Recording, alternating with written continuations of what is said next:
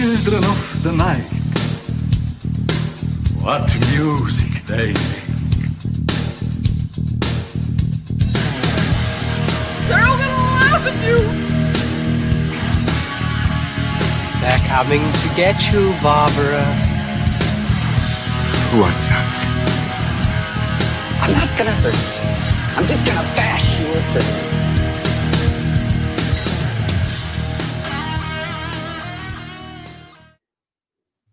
Well, hello there. Welcome to Final Guys number 177. Holy shit. Jesus. It's been way too long. This week we are reviewing the movie Scare Me, which is about a couple of people talking in a cabin for an hour and a half and should make for a very interesting discussion towards the end of the episode. I am Jason Brandt, joined as always by Jack Campisi. Yo. Tim Meyer. Yep. And the notorious Hunter Shea. Oh, scare me. Yes, exactly. I think it's going to be an interesting talk because my Twitter feed has been, I hate this movie. I love this movie. I hate this movie. I love this movie. So, It's one of those movies you're either going to love it or hate it. Yeah, I'm curious to see where this goes. Fairly certain we know what Hunter thinks, but I made it pretty clear. No, thanks. maybe you'll surprise us. Maybe. All right, before we jump into this, anyone have anything they want to throw out there? Yeah, I want to throw my hat in the ring. When Mike Tyson is done with Roy Jones Jr., I will take him on next. Cool. So that's How out much there. money would that take? I don't know, $100. I mean, that should be enough, right? $100 for death. Yeah. Pay for Yeah, my I was gonna say, room. are you trying to commit suicide? My There's death. faster ways to do that. He was so high on that recent interview. I'm not worried about him. Just I smack didn't him see around. that. I heard it was interesting though. Oh, it was kind of scary. I hope he bites your freaking ears off. Good, because he's going to get tetanus from biting me. It's gonna have the hep. I'm sure he's already got it, dude. Oh my God, I got the COVID. All right. Well, then, if nobody has anybody else, nothing. No, just drinking a nice pumpkin wheat ale that's 9% on an empty stomach. So we'll see how that goes. Oh, awesome. Yeah, that's a recent podcast I was just on. That'll be interesting when that drops because I was hitting the 8%ers through the whole thing. So, yeah, since we were supposed to drink tonight, I was like, I need to get a shitty beer, and I got natural ice. And then it turns out it's just Tim and I really. I thought we were supposed to get good beers. That's why I got I'm this drinking guy. a Corona seltzer. I This popped is the how- Benadryl. This is how good we are at planning. Yeah, I didn't realize we were supposed to drink tonight. When did that happen? I forgot. He said it at the end of last week. or Yeah, something. at the last week. First you of all, guys- I actually have to me. I actually have a job that I have to go to, so I'm not getting drunk on a Tuesday night. Fuck is a job. yeah, what's a job? All right, let me hit the drinking rules quick. Jack, your words are cabin, stories, and boys. Hunter, yours are strangers, pizza, and anthology. Mine are poker, stairs, and writer. And amazing hair, yours are budget, book, and twist. And the bonus words are scary, pumpkin, and power.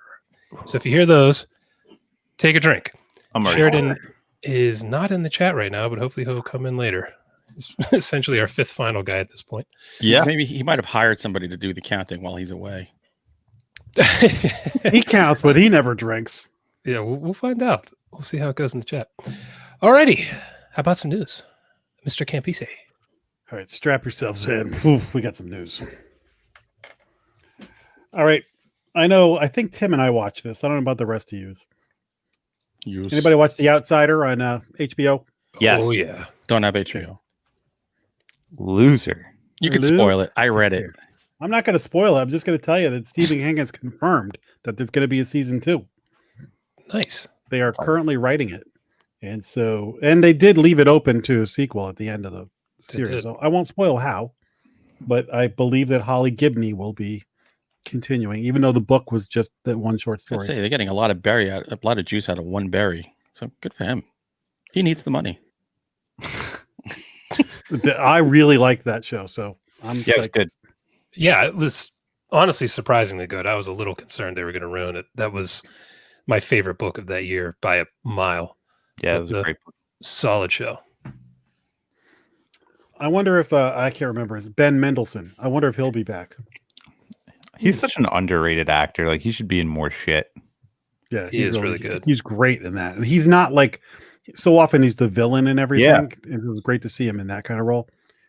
At the same time, the story has kind of passed him, so I'll be curious to see if he gets sucked back in, or if they just take Holly Gibney and put her in some other city doing something else. Well, I mean, I know the new novella collection he just put out, If It Bleeds, there's a Holly Gibney story in there that takes place like directly after The Outsider.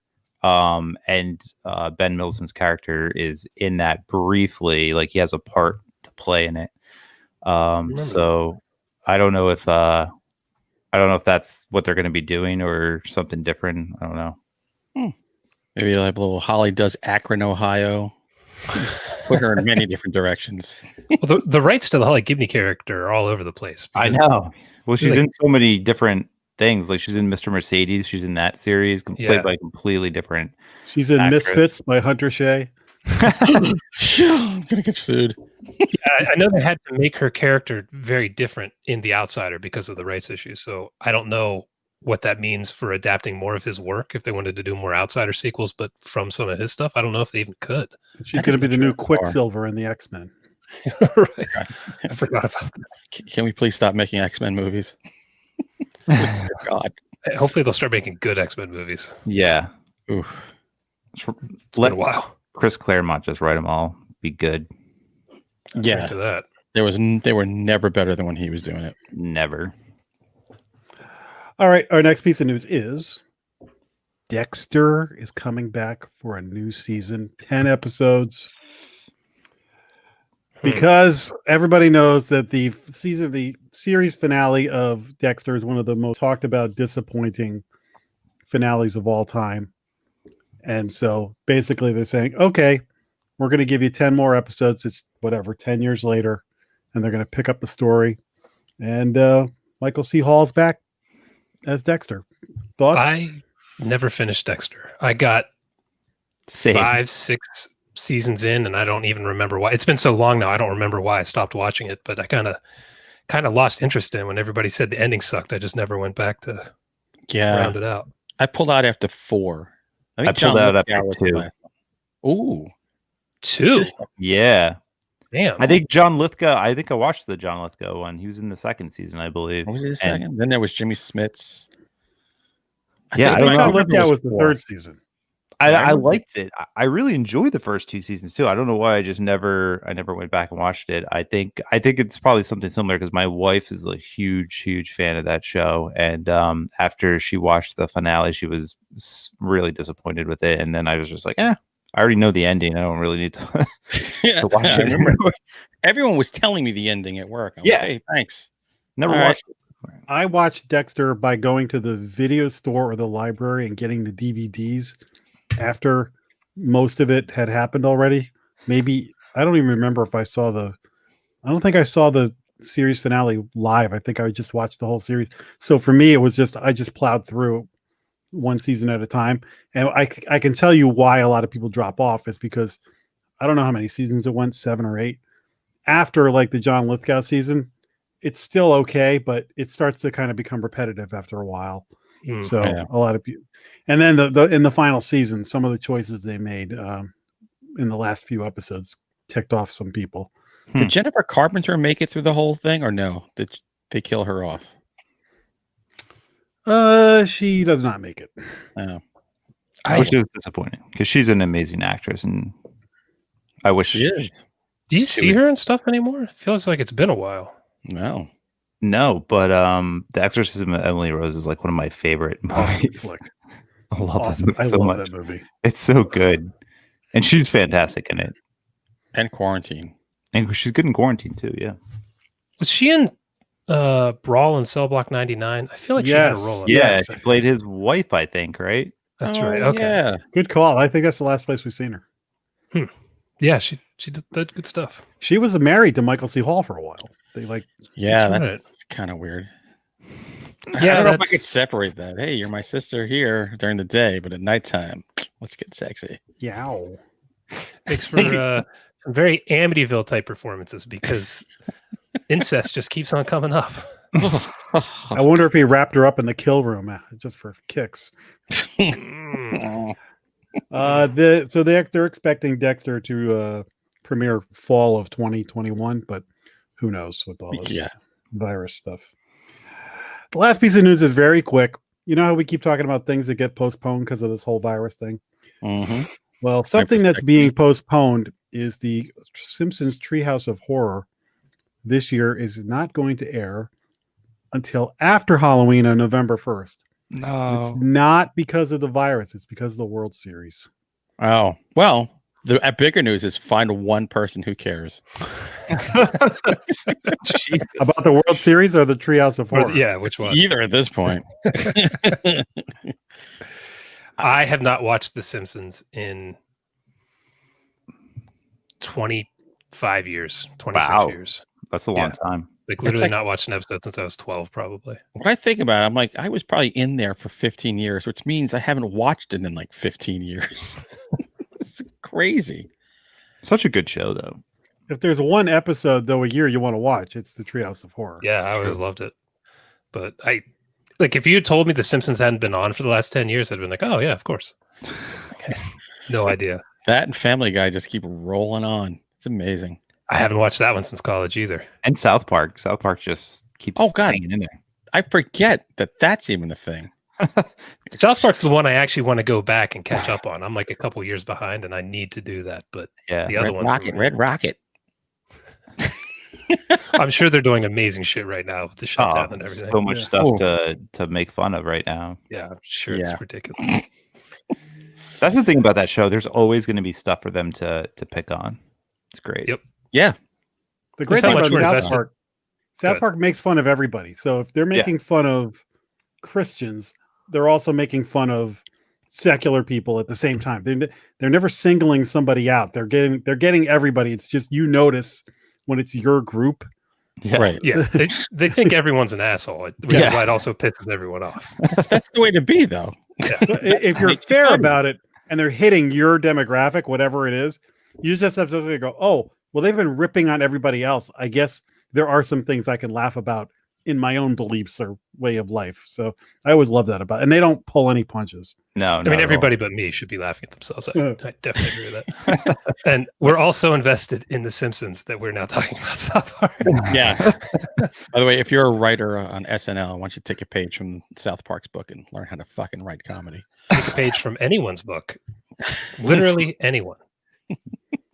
It's been at least 20 years since that show made me laugh. Yeah. When was Dick in the Box? That was probably like one of the last a while ones. ago. Will 15 Ferrell years ago? doing Dress Down Day where he was wearing those nut huggers and almost lost it on that episode.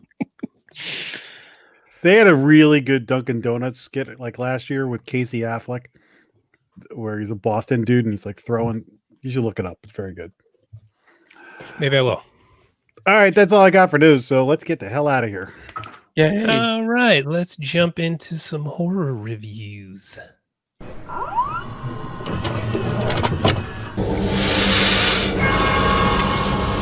We have such sights to show you. Here's a little introduction into the epic production quality of this show. If you hear me dragging out my words right before a transition, it's because I'm not prepared and I have to find it. So I talk very slowly, That's all right. and then there'll be a bumper. How many actors are also doing the behind the scenes work? Come on. It's true. And I just care so much. I pay attention. You're like Spike Lee. You're in the movie. You're directing it. Yeah. Same talent level. I'm glad somebody noticed it. Fitty pack. You should get a raise, man. Thanks, dude. I'd appreciate that. Double your salary. From negative money a month to not losing. That'd be awesome. All right. Let's go with... You know what, Jack? You never go first in this. What do you got? God bless you. God bless you. Flipping the script. What should I talk about first? Totally unprepared. I'm prepared. Just talk slowly. I'm going to talk about the Innkeepers. Oh, it's October, so you got to go back and watch some old favorites. I really like this movie a lot. And part of the reason, I don't think this movie is for everybody, but it should be. This movie has such great character work in it. Sarah Paxton and what is it, Pat Healy? Yeah. Yeah. Those two are so good together.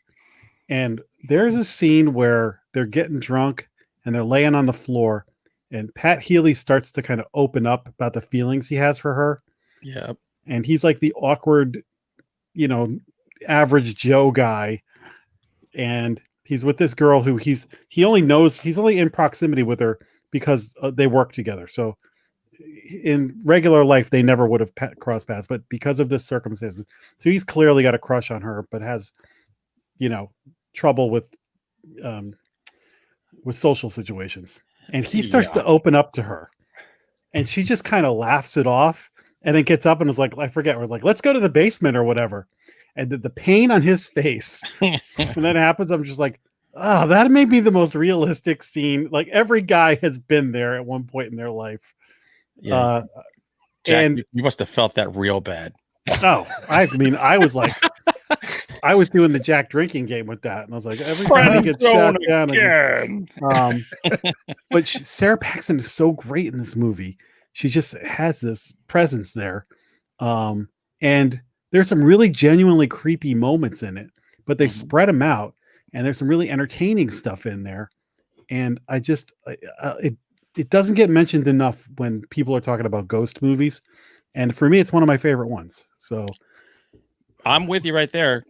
Like I usually watch that. You watch that and House of the Devil on the same night, but this year I decided to split it up. So I've already done House of the Devil. I'm going to save this for a little later. I want to go back and watch House of the Devil. It's been a while. Oh, I can watch that every day. I think with the Innkeepers, it's either people's favorite movie of Ty West or it's their least favorite movie of his. I think it's because of the pacing. Like with me, it's probably my least. I still like it, but I actually like all his movies. But I think the pacing for me kind of brings it down a little bit. It does have weird pacing. Yeah, I agree. I love all of his movies, but this is probably my least favorite because I think it's a little bit slower than his other stuff. What are some of his other movies? House of the Devil, which is also really slow. It's a very similarly paced movie. I think I just find that movie a little bit more interesting.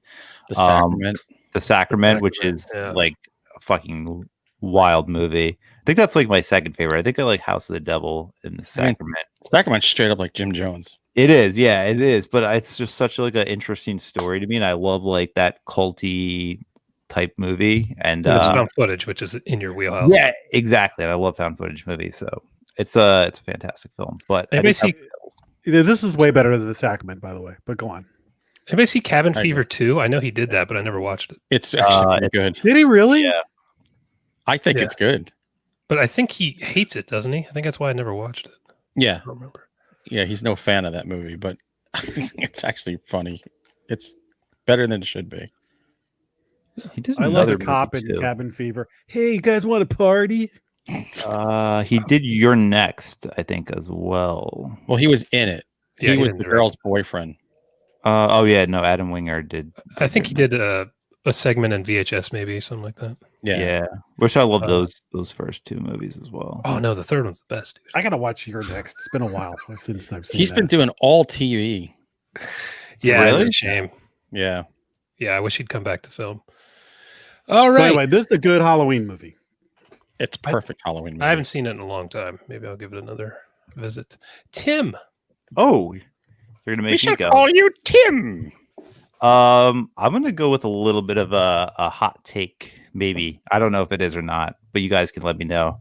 I rewatched the Texas Chainsaw Massacre 2 this week. Hunter Shea's movie. What? It's Hunter Shea's movie. Dude, I fucking love this movie so much. And I guess my hot take is that I like it more than the first movie. Oh, for fuck's sake. You lost me. I was right with you. Were holding your hand. I like. Listen, I love the first movie. It's great, but I don't know. There's just something about this movie that has like this certain charm to me. Bill Moseley's character work in this film with what he's given is like mind blowing. And it's just like, I don't know. I just have so much fun watching this movie. Dennis Hopper's in it, and he has a great role as well. But yeah, I don't know. I really enjoyed this movie. I've seen it a few times now, and it it just keeps me like on the edge of my seat every time I watch it. And I love the environment when they're underneath. Yeah, when they're in that underground, underneath the amusement park. Like it's so cool looking. Like the set design is so awesome with like the bodies just like hanging from the cavern. Oh my god, I just there's just something about it that I really love. And look, I love the first movie. It's great. I love it. I think I have more fun with this movie. So you're a big Blues Brothers 2000 fan? No. I can't wait till Tim's on his deathbed. Not that I'm wishing you to die soon. I hope we're all old when this happens. And you just look at us and go, I was kidding everybody all along. I just said it to be controversial. Listen, I fucking love it. Fuck the Shining miniseries. You know what, Tim? We agreed on the movie last week. If we agree on this one this week, I am going to go back and watch the Shining miniseries just to see if, like, do you want me to send it to you? I own it. If my brain I don't think is you just can find it anymore. No, it's hard to find. There's a reason. Really, it's not been released anywhere. Damn. Oh no, now I can't watch it. No, you could watch it because I can fucking send it to you. Oh, look at this. Oh my. Look at that, my. Steven Weber. I do love me some Steven Weber. Who the fuck doesn't love Steven Weber? I don't know anybody who doesn't. Yeah. So I do have to say, Texas Chainsaw 2, I have never seen the whole movie. It is a big blind spot for me. Fix that, son. Dude, it's so good. It's on Prime, I think. I think it was on Prime or Shudder, one of those. But dude, Bill Moseley in it, so good. Like the introduction to his character, Chop Top, is like one of my favorite like character actor like intros ever. Like he just does such a good job with the dialogue and just that scene. Like it's so good. And then when the reveal for Leatherface comes out, it's like it's such a good jump scare. I don't know. There's just something about it that I really love. And I also find it fascinating that it was filmed like 12 years, I think, after the original, which is kind of crazy because it like the first film, I don't know. Was it successful when it came out? I think it was, right? It was in a grindhousey success way, yeah.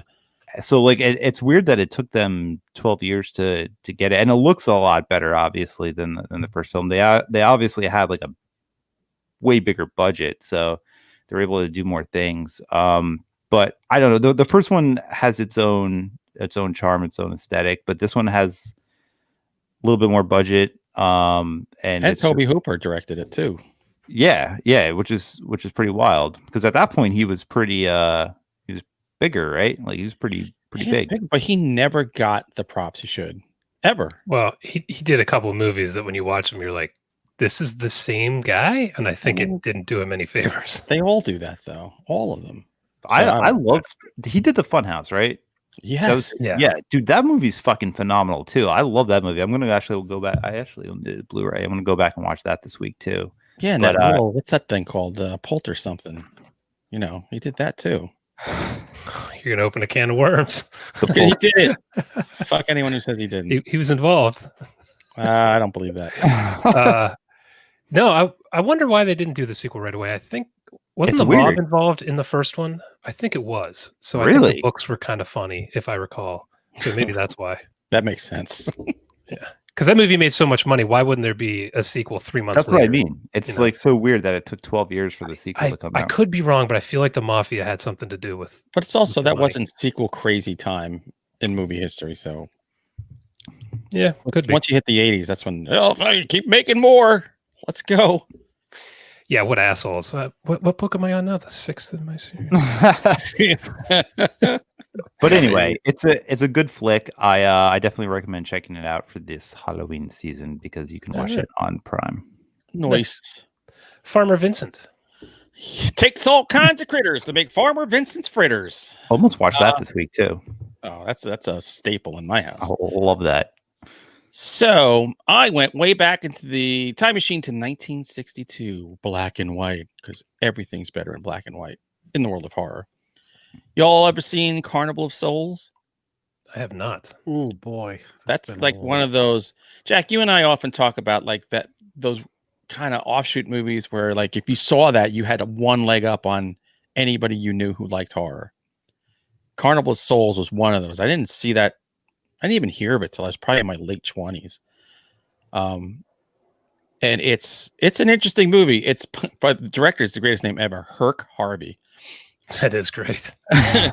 He directed like industrial movies, like for businesses and stuff like that. And like he made one movie, and it's a cult classic, Carnival of Souls. It's about this woman, Mary, and she's in a car driving with her 3 friends, and they start drag racing some dudes in a car, and the car goes off the bridge. Everybody runs down. They can't find the car, but she washes up on shore. She is kind of a cold and distant person. You get the feeling she was always kind of cold and distant. And when she's survives this accident, she decides to chuck everything, leave town, start a life over. She's an organist in a church, and trying to redo her life, she keeps coming across this ghoul, which is the director Herc Harvey, who dressed himself up as this kind of undead ghoul, and he's kind of like haunting her everywhere she goes. This movie is all about atmosphere. It's all about just creepiness, and it has the great set piece with this abandoned like amusement park pavilion on the waterfront. Yeah, where was this shot? It looks incredible. Was it Kansas? Because I know he's from Kansas. I should know this because I just read stuff about it. But it's a must-see movie. Do not watch the remake. The remake is hot garbage. So you have to see this. It was, meant to be just some, B-movie fodder, and it's one of those movies that just has built up over the years. I think it's starting to be forgotten now, which is a shame. I actually have this bookmarked. I don't think I've ever seen this one, and this is one of those ones that I'm like, I need to go back and watch this because I've been aware of it for so long, but then when I was like watching the scenes, but I don't have any recollection of actually seeing it. Oh, Salt Lake City, Utah. Oh, and Kansas. See, I was right, partially. Ooh, an alternate version available in a computer colorized version. They should just destroy any print that's done that. Tim prefers those. I like black and white. It's really atmospheric. The music is bizarre. Look, the acting is terrible for most. Like the woman who plays the main character, she's good. She was like some New York trained actress who was probably going, "What the hell am I doing here?" The side characters, you're like, "Oh Jesus," but it doesn't matter because this movie's all.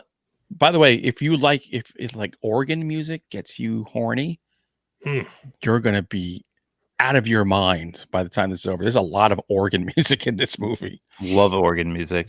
Definitely gets me hot and bothered. Then kind of like grates on your nerves after a while. Then watch like freaky. Then watch Howling 2, Your Sister's a Werewolf, and you could hear that 80s band Pale Pale Moon song over and over again, and then you really get a good night's sleep. Oh God! I highly suggest if you haven't seen Carnival of Souls, it's part of your horror education. That's like one of the ones you kind of have to see. So, all right. Did you say it was Prime? No, I got it on Amazon. I think I paid for it like 99 cents. Okay, that's not bad. I like that price. Yeah, it was worth it. And if you want to know more about it, Scary Monsters magazine, their Halloween magazine this year, has a whole thing on Carnival of Souls. So nice. Really cool. All right. Well, before I get into my woeful existence, I figured I would talk about a movie I actually liked that I watched this week called Spellbinder. You guys ever seen this? A long time ago. I had never even heard of this. But when Kelly Preston died who shared it? Diana Prince shared it on her Twitter that she liked this movie. So I thought, you know what? I've never seen that. Tim Daly's great. Kelly Preston's great. What the hell? So I tracked it down, and I like this movie quite a bit, actually. It started off where I'm like, okay, this is cool. It's a guy and his friends are out playing basketball, and they see this woman getting beat up, and they go to save her. And it's Kelly Preston. So Tim Daly, of course, is like, hey, come back to my house. I want to show you something. And they end up dating. And how long did all those candles take to set up? Come on. Oh, at least 15 minutes. As soon as they get to his house, it's like, this is not a man's bachelor pad. Like, what the hell? The candles come on. A lot going on there, man. This guy is either gay or he has a wife that is like away somewhere. So anyway, sells Avon. It's a pyro. So of course Kelly Preston is involved in stuff that isn't great. You might be able to tell from the name Spellbinder, and some bad stuff happens. And I got to tell you, I thought this was pretty good. As I'm watching it, I was like, okay, it's fine. It's not the greatest thing I've ever seen. There's some plot holes that are starting to bother me. Some characters are behaving in ways that it's kind of stupid. But the end hits, and it is such a kick in the nuts, and it fills in all the plot holes very nicely. So when you're watching it, if you're going to be a little annoyed like me, if you notice stupid shit you probably shouldn't notice, or in this case, I should have noticed it. But the end hit, and I was like, wow, they really went there. And they went there in a way that I thought, this is probably why a lot of people have never heard of this, because I bet a lot of people don't like it because of the ending. But the ending is what won me over. And so it was great seeing Tim Daly of Wings fame. He's always good. And I got to tell you, man, Kelly Preston was freaking beautiful. I was Kelly Preston was drop dead gorgeous. I couldn't believe it. And she's naked in this. So, She was a lot back in the day. To the queue. Enjoy, Mr. Campisi. I don't know why you're Mr. Campisi tonight. Very wicked sophisticated. Yeah. So this was entertaining. I enjoyed it, and it was nice to be able to go back and see some of her since she died maybe 6 weeks ago, something like that. It wasn't long ago. Yeah, it wasn't long ago. So cheers to her. It was a solid movie, and I was glad I got to see it. I saw that movie once, like shortly after it came out when it was on cable, so I don't remember. I wouldn't have known that those actors were the ones that were in it. Yeah. So yeah, that was one it was in the video store by us, but we didn't watch it. Maybe once or twice. I'm not sure. Yeah. Well, you're watching it. It's like there are big time jumps, and you're like, why would you do this? Why would you call him right now? Why did he show up? What the hell's going on? And then the end explains. You're like, oh. So I could see some people not liking it. Why? I mean, if you go to IMDb, it only has like 2,000 ratings or something. I mean, it's like nobody knows about this movie. Yeah. So it was cool. I dug it. Just watched the Tales from the Crypt episode with Kelly Preston in it. She was really everything. Yeah. She's a pretty lady. She I can see why John Travolta was like, hey, what's going on? Hey, she looks like wow. Or it's more likely she saw that clip of him, and what's that movie with he and oh god, Face Off. Yeah, that one. No, the one, it's like a super popular GIF with him swinging his hips in this. Oh, from Pulp Jasmine Fiction. class. Oh, perfect. What is it? Perfect. That Jamie movie, Lee Perfect? Curtis. The one with Jamie Lee Curtis. Yeah, that Yeah. one. God damn. I thought I got pregnant when I saw that clip the first time.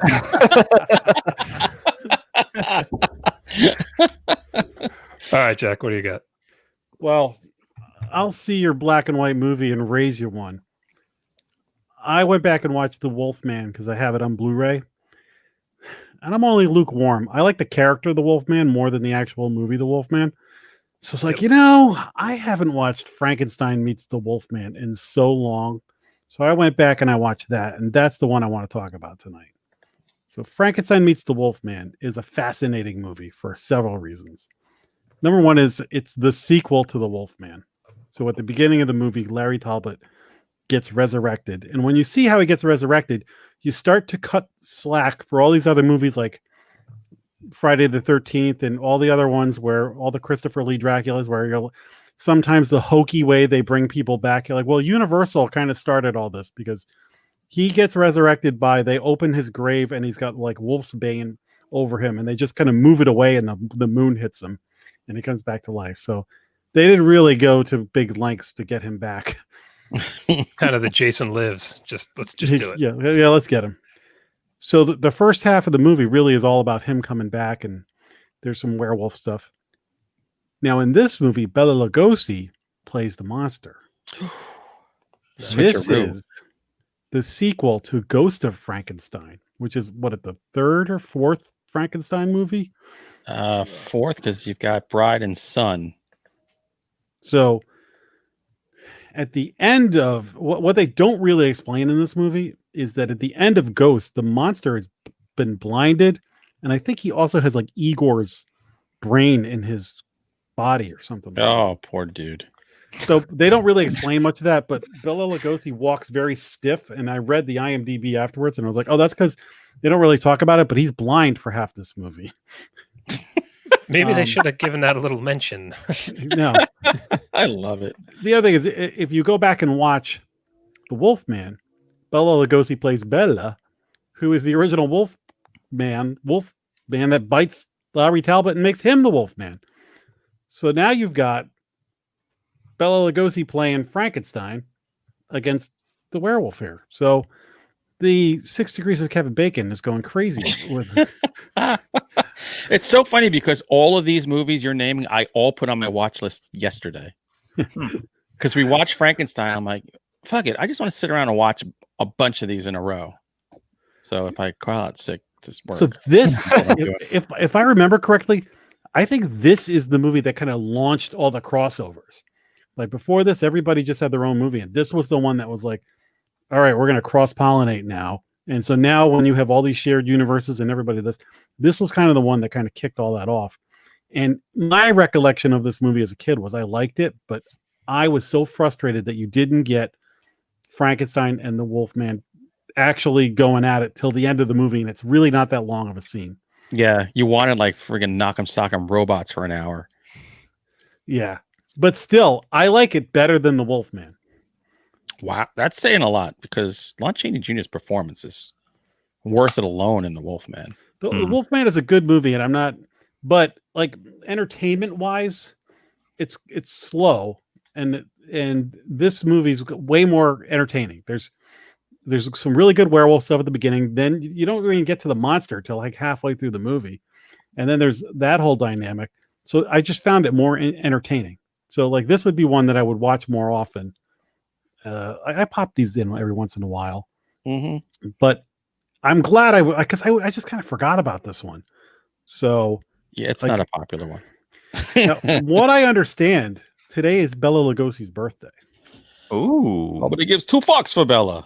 So I might watch Dracula this week. We'll see if I get around to it. I am shocked. You know, I have not seen a lot of these old black and white monster movies like this. Just it's one that they weren't really on TV anymore when I was a kid. It was more like 70s stuff, 60s and 70s stuff that was on. A lot of Godzilla. So I have not actually seen a lot of these. I should track them down. See, when me and Jack were growing up, PBS would put them on all the time. So you didn't see them on regular TV. It was PBS. And he saw more of the Universal monsters than I did. Where I was, I saw way more Hammer stuff. Then I had to go to like the library and stuff to see the Universal stuff. So I was more aware of the characters from books and specials and stuff like that. And then they'd show Frankenstein at the library or something, or I'd catch it on PBS once in a while. But so I saw these. I'm sorry. Go ahead. I was just saying. So my exposure to the Universal, some of them I didn't watch till I was older, but I was so aware of them just from all the stuff I have. I have like 20 books here with all Universal monster stuff in them. Yeah. My dad used to get the TV guide, and if he saw that, Frankenstein's going to be on PBS on Saturday night, he would buy the Aurora model kit of Frankenstein, and we'd be putting the model kit watching Frankenstein. Nice. Like, cool moments. That's something you always remember. And then you get, 30 Schaefer's and you didn't like him so much anymore. Fun time's over. I do want to say Totally Unfounded Footage said Lon Chaney played Frankenstein's monster, Wolfman, Mummy, and Dracula, son of. Yes. Damn. Wow. Good point. Yep. Quite the resume. Actually, I'm glad he said that because I was thinking about this. I knew that too. You know how I say this all the time, like when they recast Freddy Krueger, and you're like, nobody can play Freddy Krueger but Robert Englund. And if you think back, you're like, well, nobody could play Frankenstein's monster but Boris Karloff. And you're like, oh, wait a minute. Like he did like 2 movies as Frankenstein, and then like 20 different guys played Frankenstein after that. So right. Like they were like switching people around like crazy. So, Look, the best Frankenstein ever was Glenn Strange. What? Best Frankenstein ever, Glenn Strange. I thought Jack would pick up on that from Abbott and Costello. He's also. Is that the only one where he played the monster? I think so. I thought he was in another one. He might have been. I just remember that. I was like, that's the best. That's the best Universal monster movie. Those were fun to watch, though. I remember when they came out. They re-released them on DVD, like these big, thick box sets in like the early 2000s, and I used to pick them up. I think the only one I still have is like Creature of the Black Lagoon, because that's my favorite. Good one to save. I actually just recently bought it on Blu-ray because I love that movie so much. My wife's never seen it, so I'm actually going to introduce her to it this week. So, well, did you that's see a the really fun sequel one. where the woman has sex with the creature from the Black Lagoon? Wait, no, she doesn't. It won an Oscar. Clint Eastwood. Oh, I get it. There we go. Clint Eastwood is in the sequel. is it? Yeah, as it's like a lab tech. Go ahead, make my day. And part 3. Dude, there's 3 of them, by the way. So if he was A lot in of that, people he don't probably realize was there's like 3 of them. 30 at that time. It's like 100 years old. Fucking old. He's a vampire, man. He's not a human. The fact that he's still making movies is just incredible. Yeah, He should be in a home somewhere. Get off my lawn. Punk. Get off my Black Lagoon. all right, Tim, what do you got? Oh, that was funnier than it should have been. So I was browsing around the internets for a horror television series, and I came across this show called Slasher, which is on Netflix. I'd never seen it before. I was a little skeptical going into it because it looked kind of I don't know what the best way to phrase this is, but it kind of looked like CW-ish. Yeah. Which I mean, I like some of the stuff on CW, but it has like this aesthetic to it that it's like just a little bit cheesy and corny. And I thought I was going to get that, but I mean, this show is actually pretty violent and super graphic. And I was actually, I was really surprised with what they were showing. I mean, the first scene, like a pregnant woman gets like eviscerated, and like they don't shy away from showing what's going on. And surprisingly, the first season had a lot of depth and a lot of good character stuff. And it's one of those shows. Have you guys ever watched The Killing? That was on AMC. No. That's like it was a really good show. And it's one of those shows that has like a red herring. Like every episode you think like, all right, that's the killer. It has to be, it makes sense. And then it pulls away and like that person gets killed.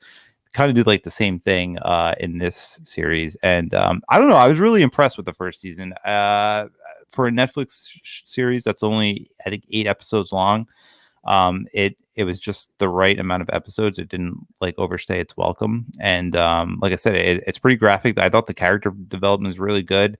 There's a few corny things and some of the acting isn't like that great, but I was actually really surprised with it. And I tried watching the 3rd season. I got like 3 episodes in and it wasn't as good. But that first season is really worth checking out. And so it's an anthology series, kind of like American Horror Story, where it's like a new series every year. Okay. And so like every year, every season it's a different slasher. But That's a cool idea. Yeah, it was good. It was better than it probably should have been. But I definitely recommend it if you're looking for like a little mini series to watch. The first season's good, at least. I don't know about the second, and I tried watching the 3rd, and it wasn't really doing it for me. But I don't know. Worth checking out. This one I always circled on Netflix, and I think I have it on my list, but every time I'm ready to watch something, I just pick something else for some reason. Yeah, I mean, like I said, I have a lot of time now during work, so it was like a perfect day at work just to binge watch the first season Slasher. Working hard. Yeah, working hard. Damn, Aaron Martin, I'm guessing creator and writer, has written a lot of TV. Holy shit. Yeah. Nice. Yeah, I don't know. Like the writing was actually surprising. Like I said, I went into it thinking it was going to be maybe average at best, but it was definitely better than that. So, it's worth checking out. And like I said, they don't try. If you're worried about the gore factor in a series called Slasher, like they do not shy away from it. There's gore, there's sex, ultra violence. Like it's worth checking out, I think. The old ultra violence. A little bit of the old in out. I've been so into like slashers lately too. It's just maybe it's just the season and it's like the time for slashers, but I've just been really into slashers lately. I guess the biggest question from everything you just said is, what on the CW do you like? The first 5 seasons of Supernatural. That's about it. Dude, that was like 10 years ago. It's been a long time. All right, Hunter. All right. I just recently heard a news report that this year there were more suicides than ever for obvious reasons. I wonder why. So if you're feeling like you're going to call the suicide hotline or you don't know what to do, I suggest you put in the movie I watched this week, The Mist. Because Oh, God. it's uplifting as fuck. Oh yeah, totally. It's a feel-good movie. Just Yeah. filled with hopes and dreams and teddy bears. I love everything about this movie. It's set in the town where I go to in Maine. Have been going all my life. Nice. The market that it's based on, we remember we used to go there constantly because they back in the day when you only get like, Schlitz, Schaefer, Budweiser, they had like everything. Now there wasn't as much as you have now, but it was like, So they had all the Schlitz and the Schlafers. Schlafers. That's when you've had too many Schlitz. That's too many Natty Ice. We used to actually go there. We can get Killian's Irish Red back when you couldn't find that anywhere else. I love doing now the place where it originally was is now gone, but they open up another supermarket like 2 blocks away, and like people will take video. They go, "Oh, I'm in the supermarket where the space." I'm like, and I always call them out. No, it's not. That was an empty lot when he was actually writing this. So sorry, you missed it. But this is the story about this small town in Maine. They have a big storm, and this guy, Thomas Jane, and his son go to the supermarket to get some provisions, and there's a weird foggy mist that takes over the town, and there's something in the mist. This is a Frank Darabont. He wrote and directed this, and I think he did an excellent job here. Half the cast of Walking Dead is in this movie at one point or another. Yep. So if you want to check out their audition tape for Walking Dead, there it is.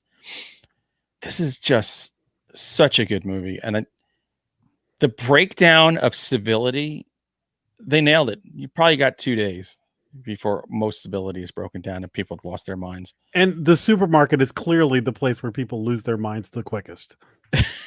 Especially now. Where's the fucking toilet paper? I was telling my wife this time watching, I said, I'd love to see them redo this. And she was like, what? I said, no, don't reshoot it.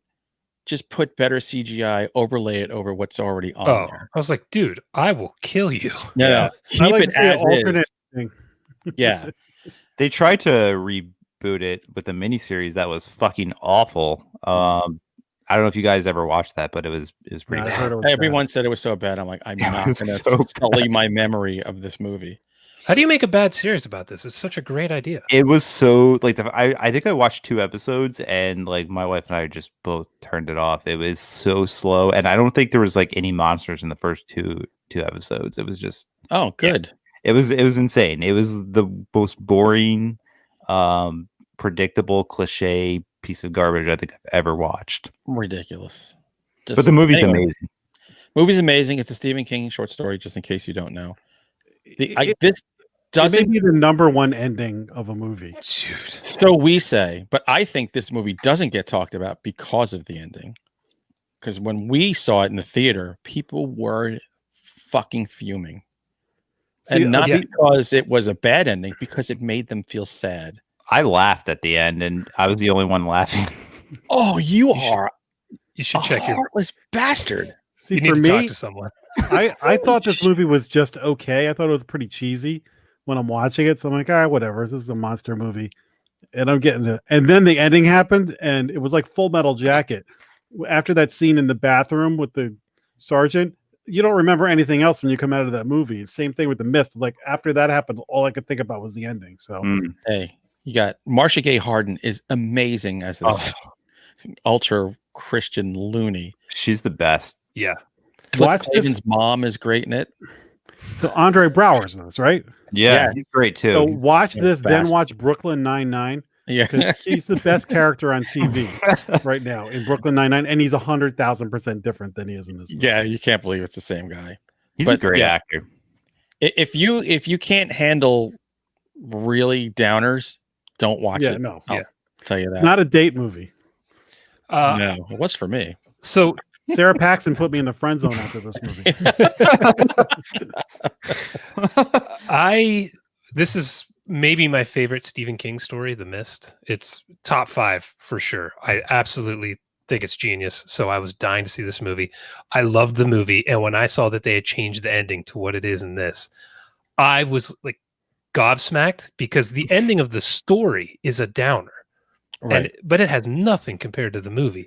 My wife cried for 45 minutes after the end of this. Oh, my The whole wife was way a mess. The whole way out the theater, she's just a wreck. In the car, she's a wreck. We get home, she's a wreck. Yeah, we had to delay getting out because she couldn't get up. Like she was embarrassed and like the Thomas Jane's just my mind has cracked screaming, Yeah. wailing. Oh. I'll break you. God Unless damn, now you're I gotta watch Him it. fucking Fuck. Myers. They're going laughing. I cackled a little bit. Oh, Oh, Jesus. just All before right. you were married. Yeah. Oh yeah, there we Yeah. go. What was Oh. that? 2008, 2009, A long time ago. 2007. 7. That Yeah. was 2007. I was thought it I was a older than that. kid. I was a kid. Quickly before we move on, even No, though the we're Red going Sox slow, won the it's- World Series in 2007. It's a good year. I know we need to move on because we're going slow as shit, but why is Frank Darabont not directing more movies? That guy Because is everybody freaking genius. fucking hates him. Apparently, He's he's, a like little really difficult. hard to work with. Yeah, That's I mean, true. he directed the first like 2 or 3 episodes of Walking Dead when it was actually really good. I think And he like, then I first did like the season. first season. was it the whole first season? Did I he think make so. it through? They fired him afterwards because apparently he's just hard to work with. But It just he's sucks a because fucking everything the guy genius. does, Yeah, everything the guy does is magic. especially I mean, Stephen he's- King stuff. Yeah, nobody understands Stephen King's voice and can adapt it to film like he can, and it just Mhm. sucks that he's not doing anything. Yeah. Get him and Flanagan together to do a Stephen. Oh my god, Oh, I would please. jizz my pants in Oh. a second. That would be Just in my pants. That's the author quote on the DVD cover. Tim Meyer, I would jizz in my pants. Just jizz. I need spell check on that word. Whoa. All right. So if you are really struggling with the suicidal thoughts because you watched The Mist, maybe don't move on to Amityville, A New Generation. Oh boy. Never. This series, it has really gotten bad. And this one bothers me a lot because it actually has... All right. So none of these take place in the house. None of them have shit to do with the house, except I think it was the 3rd movie or the 4th movie when they took an item from it, a haunted item from the house, and then it haunts wherever it is. So every goddamn one of these movies now is doing the same thing. So this one is a haunted mirror that a photographer takes from a hobo in the middle of the street because he gave him a couple bucks to be nice. And then the guy gives him a mirror. And of course, it's haunted. So he takes it into his apartment building and shit starts going sideways. I like haunted mirror stuff. I don't feel like we get a whole lot of them, movies, episodes, even books. There's not a ton, and I'm a big fan of them. So when this started, I thought, hey, this isn't bad. This is okay. It doesn't have anything to do with Amityville, but that's all right. This is fine. It's very 90s.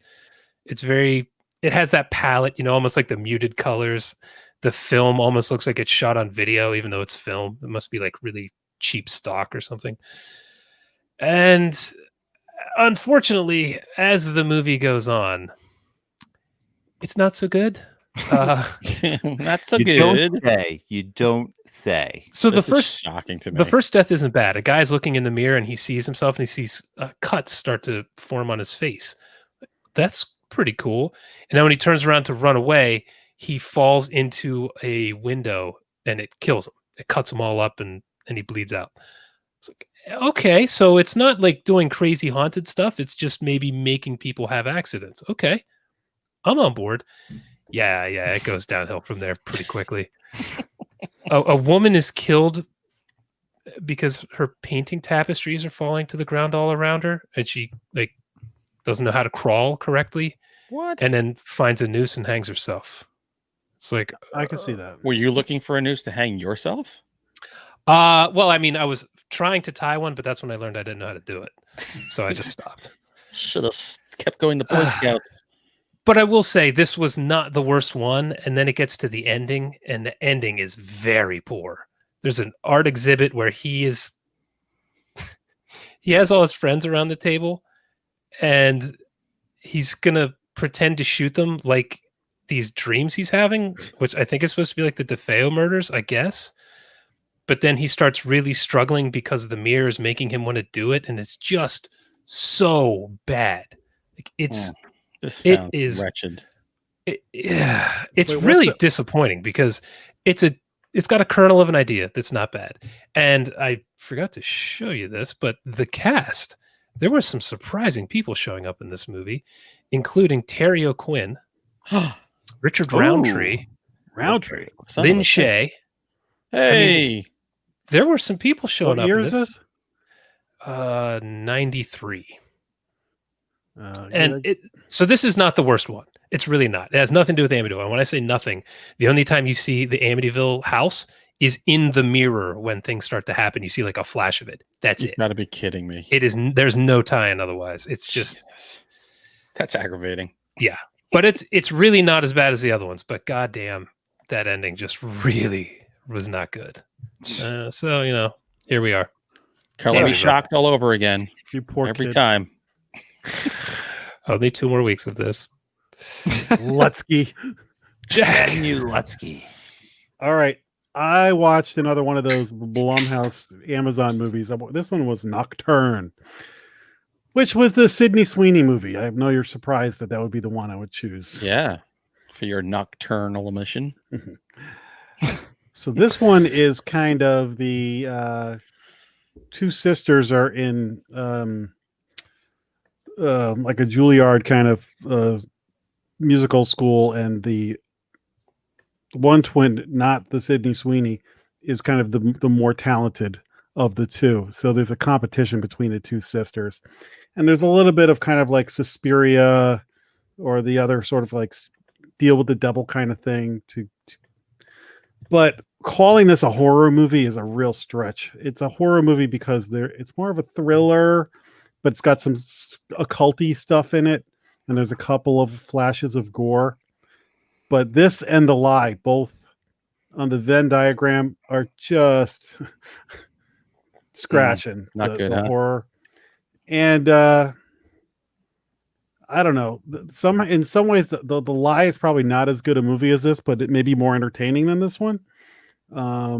They're both kind of just like that video store rental. Like, when you're with your friends, you got to pick something to watch. You watch it and you got through the night and it was fine, but you kind of never think about it again. That's kind of this movie. It's if you're looking for something to watch one night, it'll do, and then you'll move on to the next thing. Sydney Sweeney's talented, and she was in the Quentin Tarantino movie briefly as one of the Manson girls and stuff. So I think she does a really good job, because she's carrying this movie. I think she does a great job.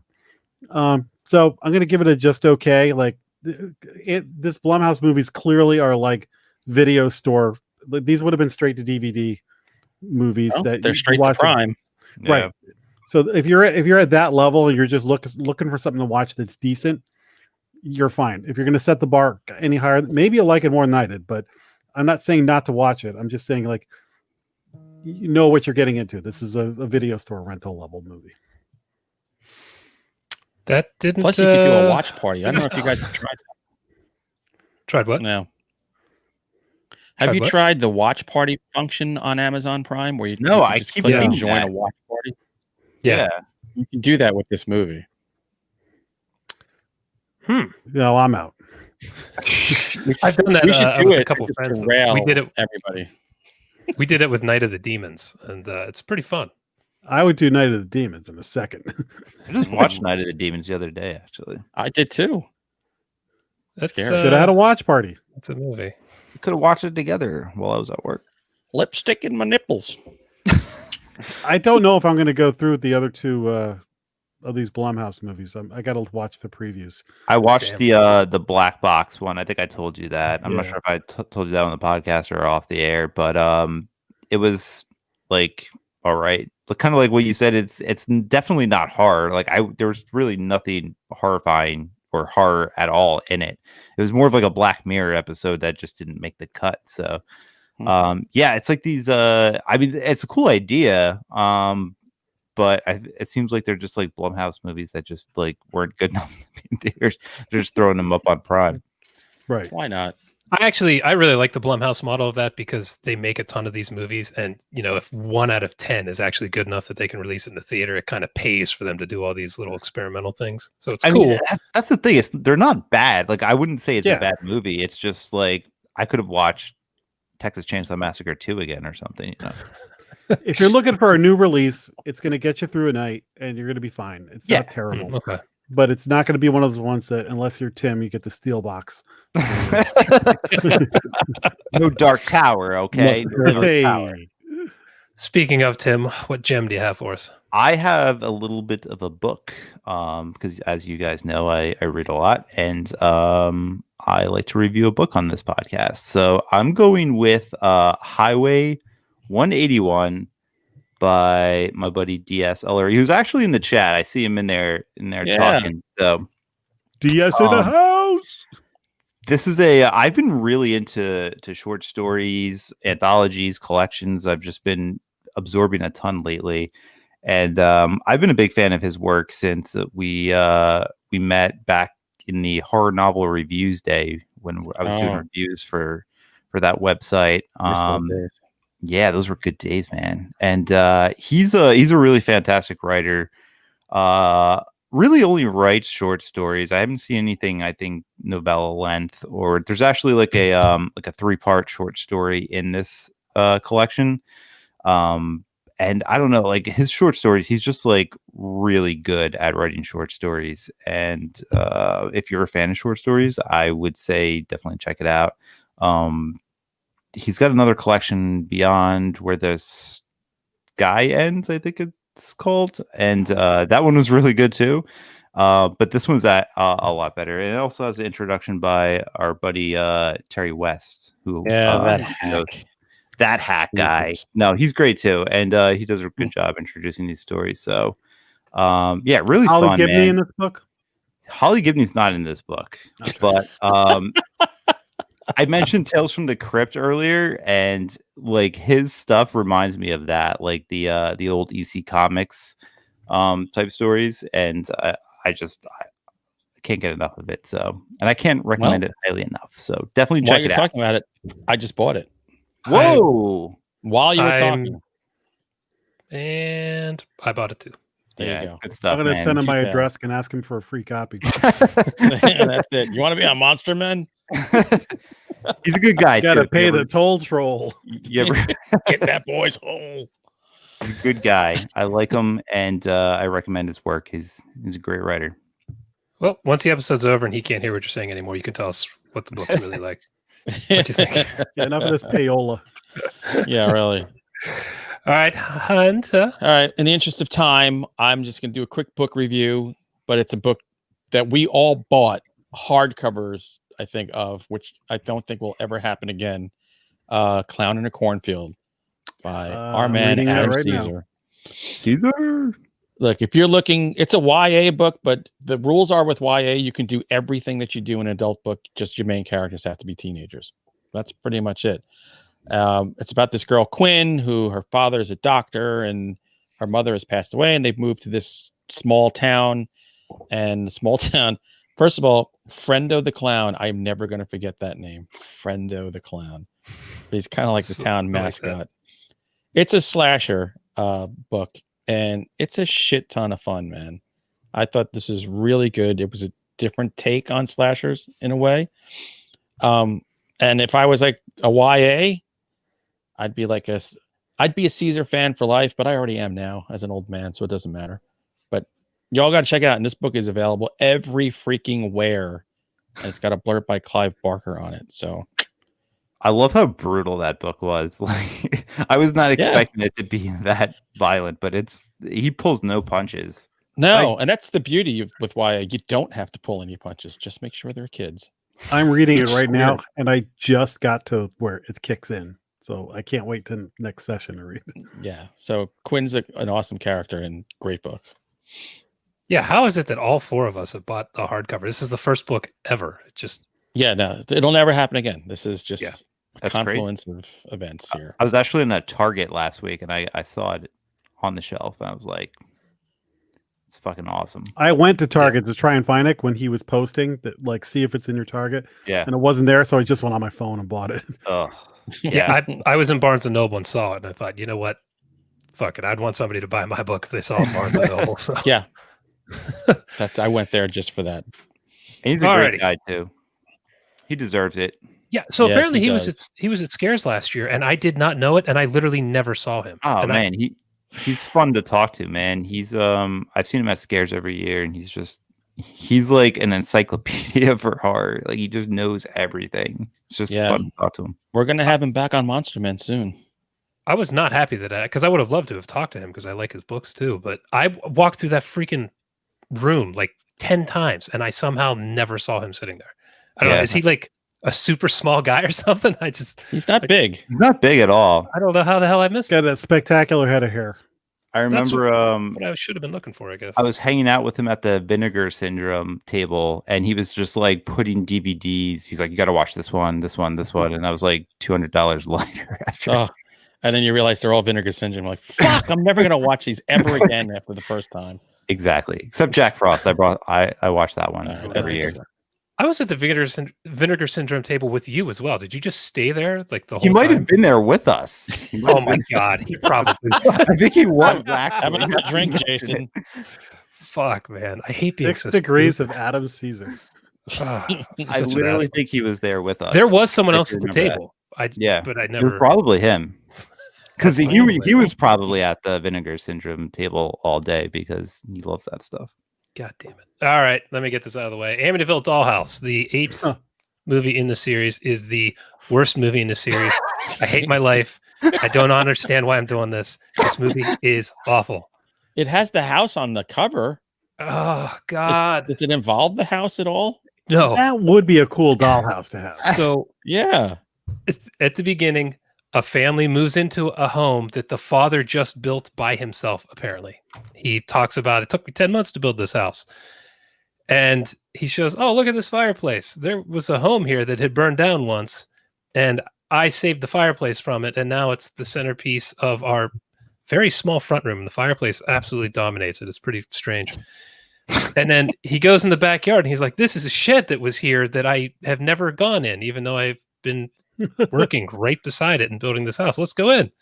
He goes inside, and there is a dollhouse that is a replica of the Amityville house. And when he takes it into the house, anything that happens in the haunted dollhouse happens in their house. Ooh. Yes. This is so bad. I actually wish I had saved this for So Bad It's Good. If I had been like hammering beers with my buddy, I would have enjoyed this probably. I mean, so Wow. the day is saved at the end because a biker uncle comes back to the house who we've seen for 30 seconds in the movie. He's apparently a master of the occult. And he helps get the family out of the house, but not before he and the father jump headfirst into the fireplace, which takes them into another dimension where there are demons.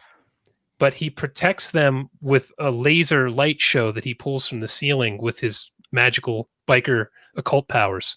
This sounds Laser amazing. Floyd?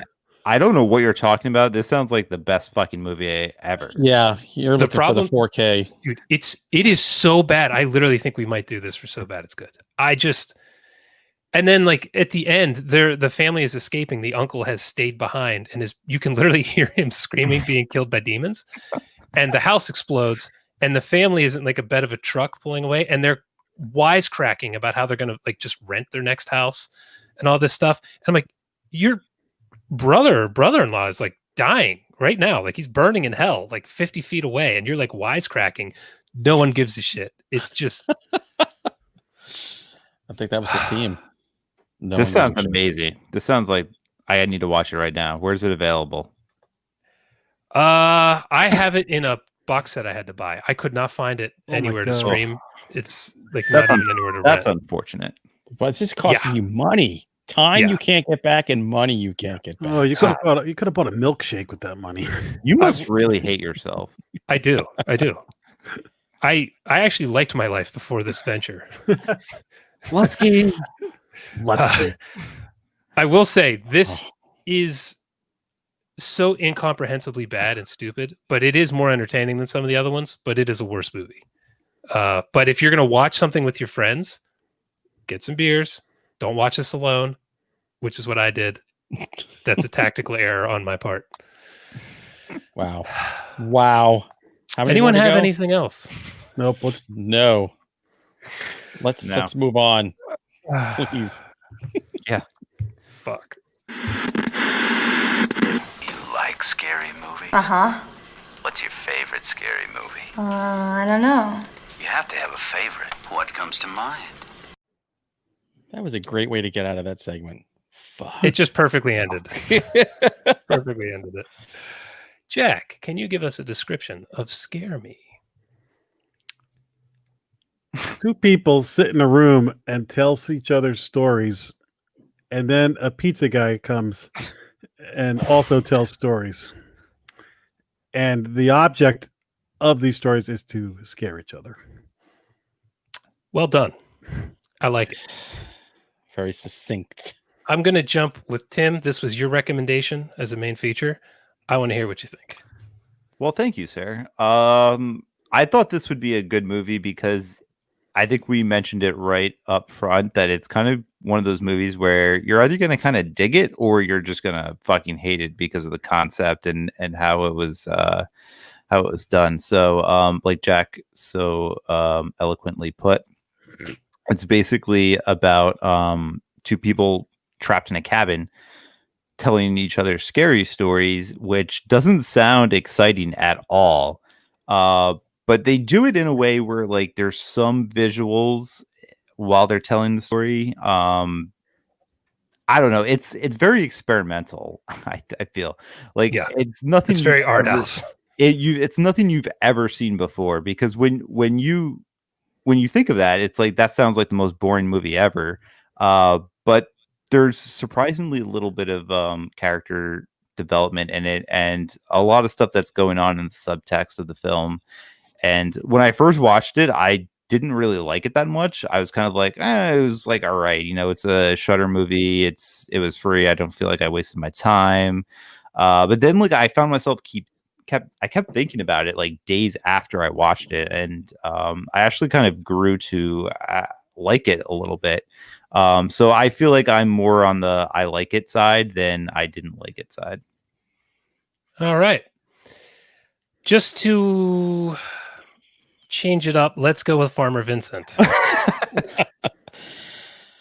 All right, we've done this is 177 episodes, right? So we watched 177 movies of varying degrees of goodness and badness and in between.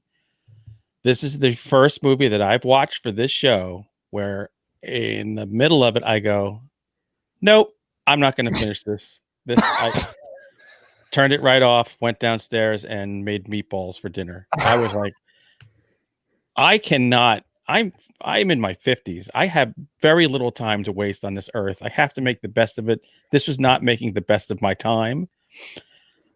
I will not say it's not. It's professionally done. The acting was good. I don't want anyone to think that horror writers are as stupid as these two people were acting to be. I disagree, but go an on. established horror wrter. You've been to conventions, dude. With some dude who wants to be a writer. I thought it was boring, but I checked out really fast because I thought their stories they were telling were wretched. And as I'm watching them act this out, I'm thinking, this is what I'm thinking. If these are two actual writers in the cabin who turned on a video camera and said, hey, let's record ourselves trying to scare each other with stories, they would be mortified if anyone ever saw this. And I'm just mortified that the movie is even out there. I feel like that was partly the point, but I digress. Don't bore the crap out of me then for an hour and a half. Jesus Christ. I mean, give me a half an hour episode of Tales from the Crypt and do it that way. I agree, but I feel like especially that I don't want to get too far into spoilers without them going first, but like that first story was so bad that she was like tearing it apart, and I kind of find that like a little bit entertaining. But then I thought her story was stupid, and then when they're both doing the troll story, that was every time we're doing a troll story, I'm like, just bring out Frank as the troll, and then we'll call it a day, and then I'll be happy. Troll. I will say, even though it's not my turn yet, they do bring up the shittiness of the stories multiple times. Yeah, that's kind of the point of the movie. Well, there you go. Here's my problem. You have a movie that's based solely on storytelling, and you're intentionally telling garbage stories. So how is that supposed to be remotely compelling for anyone that hasn't been kicked in the head by a mule? It's a fair point. It is a fair point. I don't think I have ever checked out on a movie harder and faster than I checked out on this. And I'm telling you, that's despite the fact it's got good production and good acting, but the story was just, shoot me. For the record, though, 177 episodes. The person who has skipped the movie the most often would also be is me. So I've watched maybe 150, but out of those, this is the one I'll watch anything. Like I very rarely stop a movie, especially when I was that deep in, and I was like, I can't. All right. Well, Jack is the wild card here. He has said nothing. This wild entire card, time. bitches. Yeah. What did you think? So, Tim, I may be a little bit on the opposite side of you. I watched this movie and I thought it was okay, but it was dragging. And it wasn't overwhelming me, but then I thought the ending was okay. And I thought the performances were great. Kind of, Hunter, what you were saying. The filmmaking was good. I think Aya Cash is awesome. Mm-hmm. She's just coming off The Boys, and she was in a TV show called You're the Worst that I loved her in. Mm-hmm. So I thought she was tremendous. I thought Chris Redd saved the movie when he showed up, because I really thought it was starting to drag a little bit. So I watched it now, and I was like, yeah, that was all right. It wasn't great or whatever. A couple of my friends who are horror guys both liked it a lot. But then, Tim, like the opposite of you, the further I get from this movie, the less I like it. So as I thought about it, I'm like, wow, this is really disposable, man. It's called like, slowly coming to your senses. I would never go back and watch it. And if I was gonna like come to the group and recommend it, I think I'd be like, I don't know if I recommend it. If you have Shudder, yeah, check it out. But I don't like it. It's already like leaving my consciousness. Is like, yeah. So again, a technically well-made film, dragged a little bit, and then just kind of not memorable. Besides the individual performances, but I kind of felt like I was watching an actor's workshop, or like off Broadway, some experimental thing. You're like, oh, I can't get out of here. It was definitely experimental, which is why I think a lot of people maybe won't connect with it like you guys have. So, well, here's the deal. It's a horror comedy. It is neither horrific nor funny consistently enough to be called either. So get it the fuck off Shudder and put it somewhere else. So fortunately, on my time living on an Amish farm in the middle of nowhere, I was kicked in the head by a mule. And I knew it. I liked this. But here's the deal. I understand how impossibly niche this movie is. And there are only two people I would actually recommend it to at the end. And I thought I would recommend this to Tim because he's probably going to like it. And I would recommend it to my buddy who watches So Bad It's Good because he likes these weird little art house movies I like sometimes. And that's exactly what this is. This is an art house film. And it doesn't have a typical narrative structure. It doesn't have it's strange. And I was kind of going through like, okay, I like this. Okay, this is dragging. Okay, I kind of like this. Oh, that's funny. And I really started noticing, I don't know, about 30 minutes in, how amazing the acting is in this. And I kept thinking, if you're going to sign up for this as an actor, would you pass because you think no one will ever see this? Or would you take it because you think your demo reel is going to have a ton of amazing stuff from doing this movie? Yeah.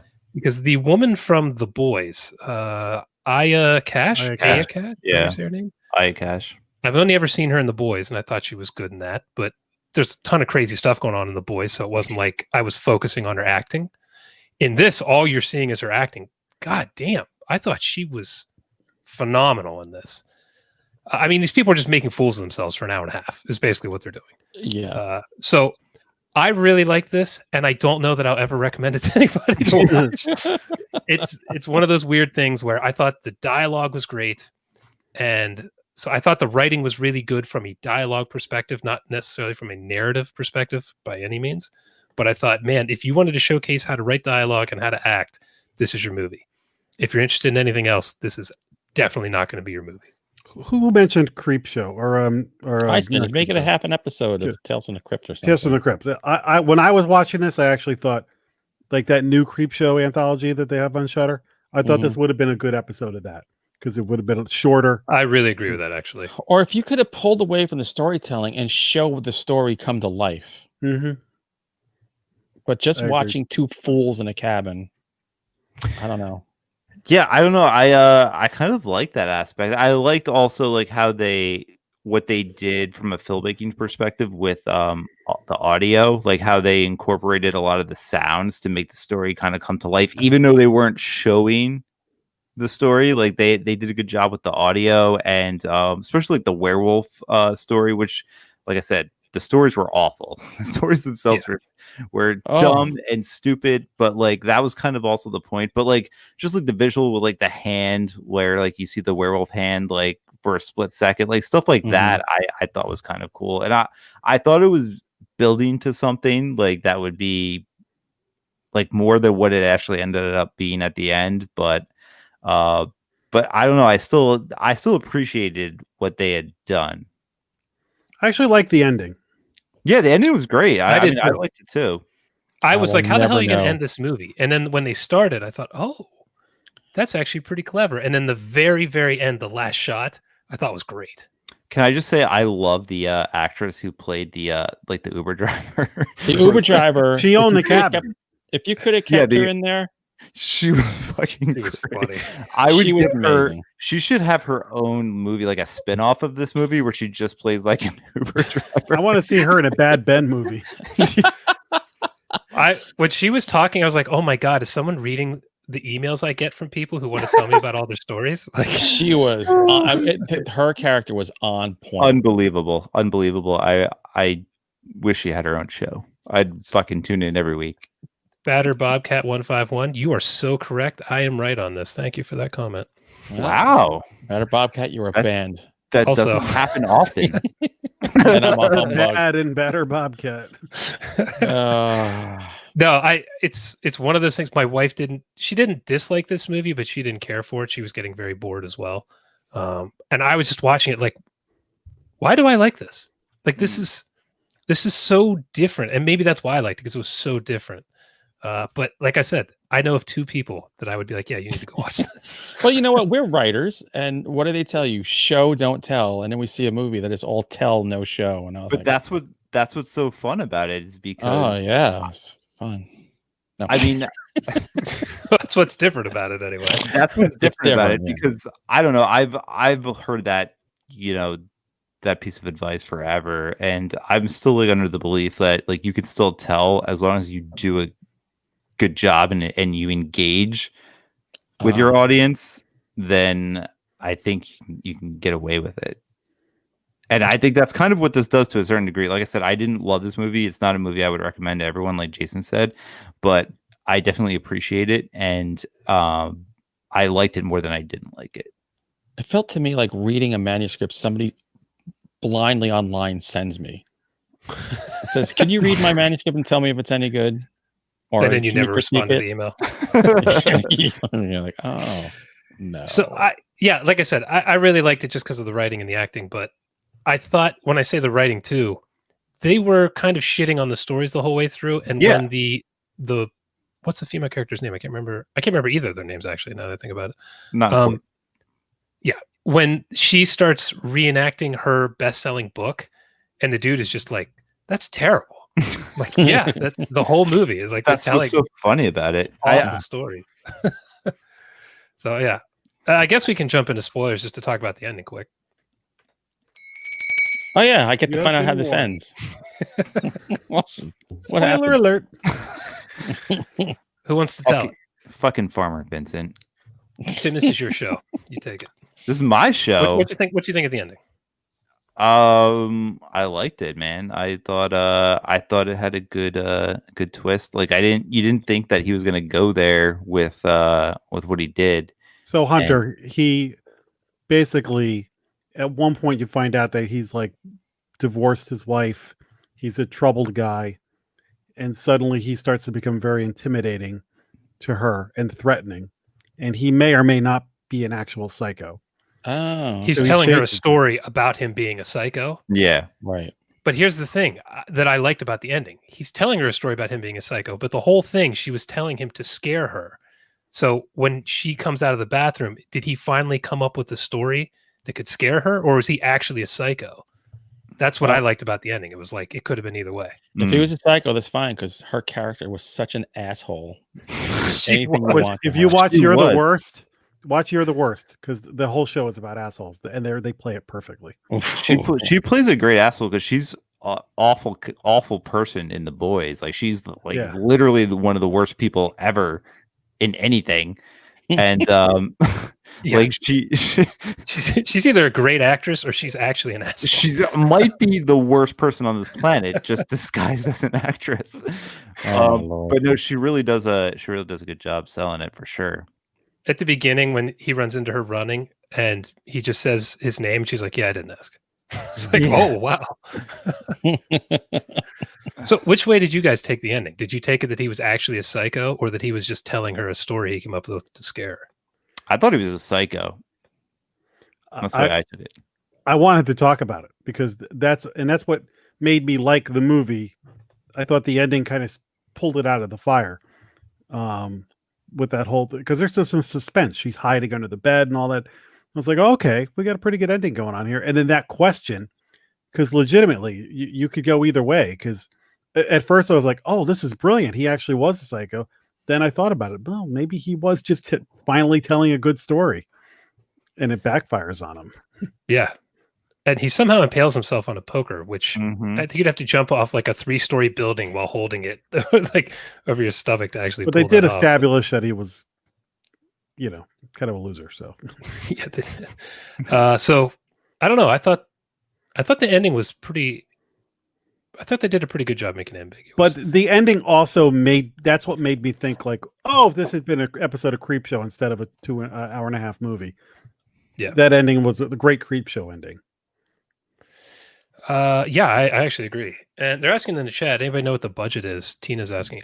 I have $5. I Couldn't mean, have how been much? much. I mean, They got a pizza. They got a pizza, so that's like $10. Right. It was the production looked like really good. I mean, maybe like 500,000, if that. I don't know. There's no way this cost $500,000. You think it cost? Yeah, I don't know. How much it cost to rent a camera? You know what I mean? Like they had a nice camera for sure. I don't know how much they would have paid the actors, but there are 4 people in the whole movie. One of them's in it for 5 minutes, so I'd be shocked if this cost 500 G's.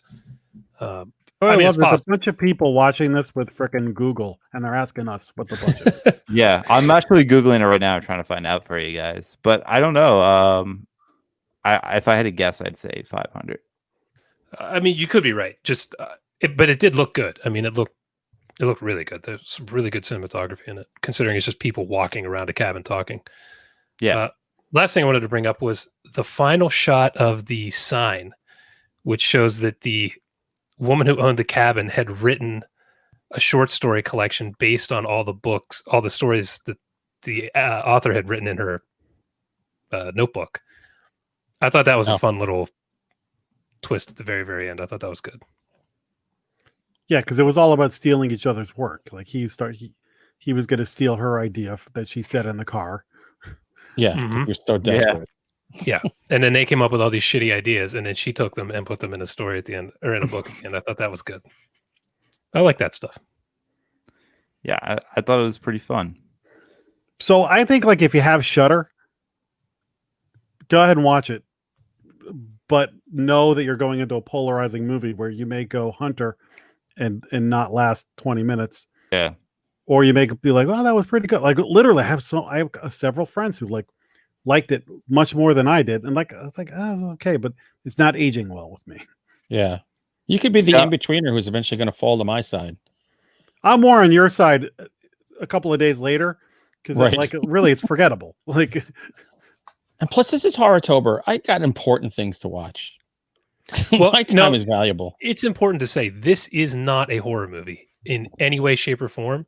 No. But I would say it's written by somebody who likes at least horror stories or campfire tales. 100% written by somebody who likes that. I think the main actor was the guy who wrote it and directed it. Josh Rubin, yeah. So I would say he's clearly a fan, but it is not a horror movie. It's more of like a love letter to this stuff that horror fans might not like. I don't know. But Hunter's right. If they could had more of a budget and they could have actually gone to the story a little bit and then just interrupted it with, well, wait a minute, and do the record scratch to pull you out of the story.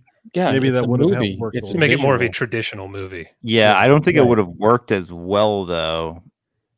I think that's as kind far of as entertainment goes, it would have worked better. I mean, it would have been more eye candy for you. But again, I think the point of the movie was to make fun, to poke fun out of a lot of stuff, and it was all done intentionally.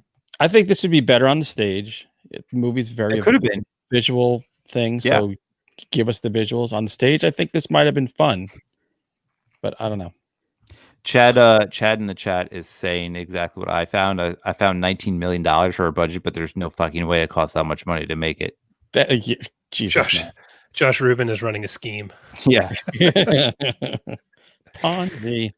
So I'll just say it.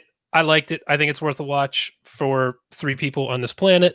But I really like it. I think Josh Rubin actually is a really good writer with dialogue and stuff. I'd like to see him with maybe a movie with a budget where he could show more things and do more things, because I really like the writing in this. And god damn, the two of them can act. Yeah. Like I know this is not for everybody, but god damn, can the two of them act. Chris Redd was great. I totally agree with you. I think everybody in it was a really good actor and put in a really good performance. Especially the Uber driver. Don't know her name, but she's phenomenal. If I ever get to make a movie, I'm fucking casting her at some role. Want her in everything. That is Rebecca Drysdale. Fucking give her a fucking Oscar for this. Granddaughter of Don Drysdale. Nice. All right. Anything else before we get out of here? Nope. What's next week's movie going to be? Something. You want to do a Mortuary Collection on the Shudder? Ooh, I just watched that. Yeah, let's do it. Anthology. Mortuary Collection. Oh, you guys love anthologies. Yeah, I love anthologies. This is gonna be or like the new worst Tremors October movie. of my The new life. Tremors movie's out too. That's like $6. I think Farmer No. Vincent's gonna hate Mortuary Collection though. Yeah, well, I'm not going to spend $6 on another ass blasters Because movie. it does similar things that this movie has done. Oh God, here we go. Awesome. I can always fast forward to the other story, so it'll work. All righty. You know what? We haven't had a review in a little while on iTunes or any of your local spots. So if you wouldn't mind, help us out. That's You right. can We're always- talking to you, Batter Bobcat, Toki Deathhammer, Tina True Edwards, Chad Steve Farmer Lutzke. Photo, Yeah. Chad Lutzke. Yeah, how about sharing that link tomorrow? This is a podcast. We want people watching us all week and listening to us. Well, D.S. Ullery, who just got a couple of book sales. Yeah, from this DS, you better episode. step up. No BS, DS. Yeah, you Josh just made like Martello. 70 cents off this podcast. All right. So Write a please. goddamn review. And with that, we will see you next week. Adios. Later, Bye, viewer. Buckaroos.